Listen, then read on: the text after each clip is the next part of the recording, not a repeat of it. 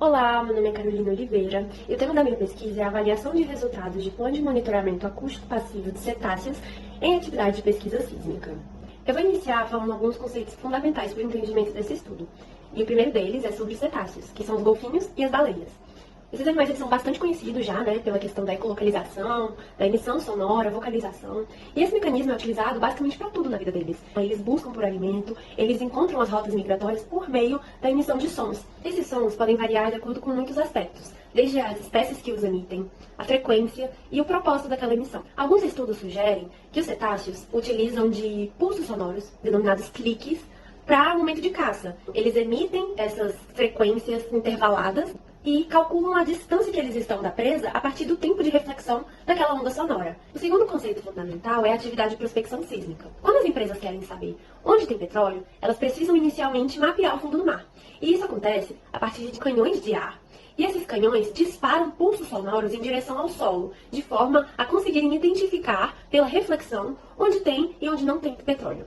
Muito embora essa tecnologia seja avançada, ela provoca uma poluição sonora no ecossistema marinho, e isso afeta diretamente a vida dos animais que ali vivem. Como uma alternativa de mitigação dos danos causados por essa atividade, surgiu o monitoramento acústico passivo, que consiste em uma embarcação que carrega hidrofones para captar o som embaixo d'água e, por meio de um espectrograma, identificar a presença de frequências relativas à presença de cetáceos. No Brasil, esse tipo de atividade é regulamentada pelo IBAMA e é obrigatória durante as atividades de prospecção sísmica. Nela, existem 3 áreas principais. Para o monitoramento acústico passivo, a região de interesse é a área de exclusão, que é justamente um raio de 1000 metros ao redor dos canhões de ar, no qual são captados os sons e, caso seja encontrado algum animal nessa região, a embarcação é obrigada a suspender os disparos do canhão até que não haja nenhum outro tipo de emissão de animais.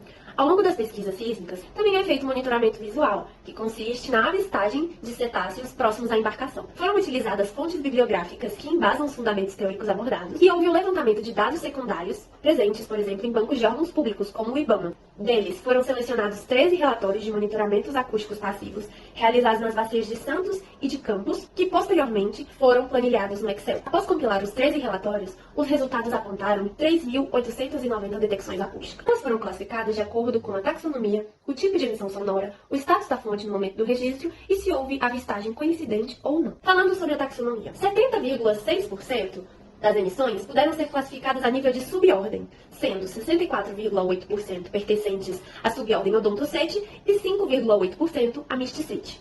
23,4% foram atribuídos à família Delphinidae. 6,19% puderam determinar gênero ou espécie. 0,2% não chegou à classificação de subordem e foi posto apenas como pertencente à ordem de cetáceos. Sobre os tipos de emissão.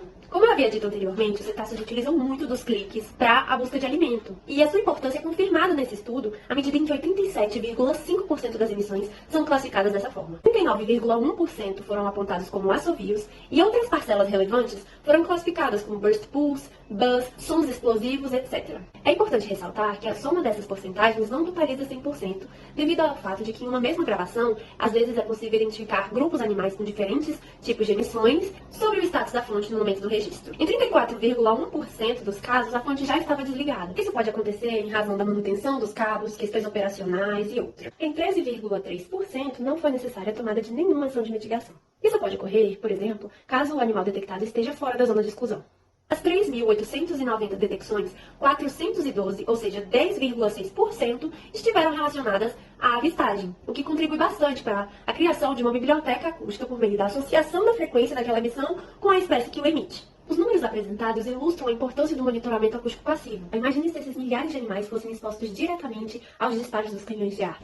Em uma breve análise comparativa entre o monitoramento acústico passivo e o monitoramento visual, é importante dizer que a implementação conjunta desses 2 tipos de monitoramento torna-se substancialmente mais efetiva. O monitoramento acústico funciona em tempo integral, não depende de condições climáticas e tem uma ferramenta muito importante de auxílio, que é o espectrograma. O monitoramento visual promove maior especificidade na determinação das espécies dos animais e também pode enumerar grupos. Em síntese, a captação sonora surge como uma alternativa para o estudo do ecossistema marinho, que por suas características próprias inviabiliza o uso de recursos comuns, como a visualização do ambiente. Nesse âmbito, o monitoramento acústico passivo figura como um ponto de interseção entre a exploração e a preservação ambiental. Por fim, eu não posso deixar de agradecer, inicialmente ao UNB pelo apoio financeiro, a professora Tânia Ribeiro pelo auxílio na revisão desse trabalho e a CGMAC do IBAMA pelo fornecimento dos relatórios utilizados aqui. Muito obrigada!